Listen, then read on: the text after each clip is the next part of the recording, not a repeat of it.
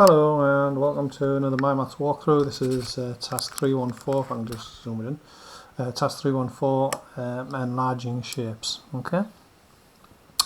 Right, so the first task is asking me to figure out what the scale factor of enlargement is, so how much times bigger G is than G dash, and then it's asking me where the centre of enlargement is as well. Okay, so I've got to find the centre of enlargement. Now to find the scale factor, first of all we just consider two sides on the shapes. So we consider this side, which is 4 long, so the base, and we consider this one, which is 1, 2, 3, 4, 5, 6, 7, 8 long, so that's 8 long. And then I just ask myself, how much bigger is 4 than 8? What do I times 4 by to get to 8? And that's 2. So this thing has got a scale factor of 2. Alright? And that's all that one is. So if I just do B, at the moment I've got 1, 2, 3 there, and this is going to be 1, 2, 3, 4, 5, 6. So this one, how do I get from B to B dash? Well, I've got half the 6 to get to 3, don't I? So this one's got a scale factor of a half, or if you want to put 0.5 in, you can probably put 0.5 in.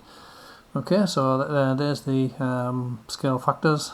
You consider two sides and think, what do you multiply one to get to the other one? So 4 times 2 is 8, 6 times a half, or 6 divided by 2 is 3, getting down. The next thing I need to do is find the centre of enlargement, and all I do there is I draw projection lines. So I go from the first shape and I just go past the little one from the same point. So this point and this point are similar points. So if I just draw this line in, so let's get this lined up properly. And you've got to be fairly accurate when you do this one. So I go from this one, I go to this one, if I go that one there to there, and I can see that hitting this point down here. If I wanted to, I could draw this last line in, so I go all the way down and I get to here as well, for all the points hitting there, and this is the centre of enlargement. Right, so the centre of enlargement, I need to figure out where it is. So in coordinate speak, the centre of enlargement is at 0 across, so there's the origin. So I don't go across anything, I'm just going down 1, 2, 3, 4, 5, I go down 5, so it's 0 minus 5. Okay, and that's the centre of enlargement. Similarly on this one, so it's exactly the same process. So you just draw lines, you go past the little shape. So if I go past there, I'm going to go to there.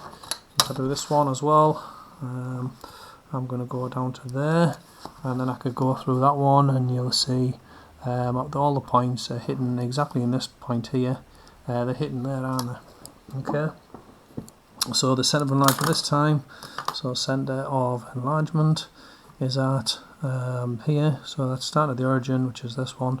1, 2, 3, 4, 5 backwards and 1 up. So minus 5 and 1 up. And there you go. I've done that question. So it really helps if you just spend 10 minutes copying the picture down identically on some squared paper. You really need squared paper to do the maths work. Alright. Next question. So in this one I'm actually going to do the enlargement this time, so that's good. Now if you're given a centre of enlargement, we can sketch out what it's going to look like. So scale factor 2, I'm going to draw this twice as big. So twice as big would be 2 across, and it would be 4 up, wouldn't it? So if I draw twice as big and 4 up, there's the enlarged shape roughly drawn out, okay, on the bottom. So what the centre of enlargement does, it helps me find where to draw it. And what I do is I pick any point I want. So this point, which is the top of the triangle, I'm going to draw, and I figure out how to get there, and then I do it twice as much. So to get to the top of it, I go across 1, and then I go down 2, that gets to the top.